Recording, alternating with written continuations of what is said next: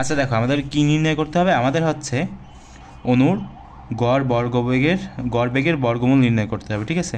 তো ভালো কথা, আমরা কি জানি সবাই সূত্র, যে CRMS সমান সমান হচ্ছে তোমার 3RT/m, ঠিক আছে? এই সূত্র জানি না? এই সূত্র আমরা সবাই জানি, কিন্তু দুঃখজনক এই সূত্র আমরা এখানে ব্যবহার করতে পারবো না। এই সূত্র হবে না, ঠিক আছে? কী সূত্র হবে তাহলে ভাই?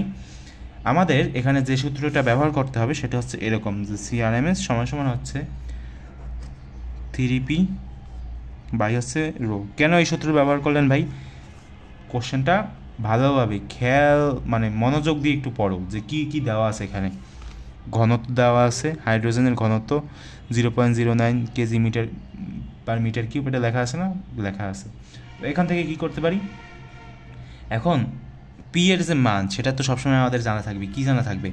যে পি এর মান, এটা যদি বইতে উল্লেখ নাও করে তাহলে তো আমরা জানি 1.013 গুণ 10⁵, এটা জানি না?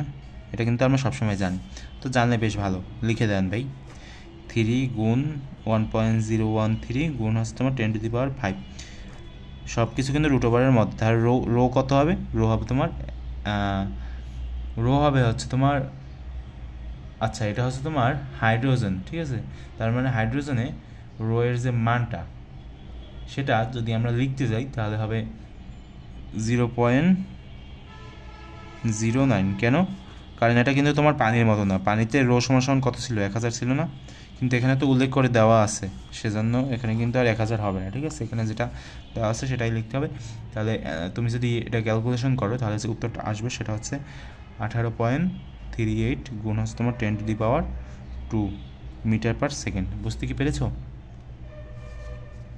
এটা হচ্ছে আমার হাইড্রোজেন অণুর গড় বেগের বর্গমূল, ঠিক আছে?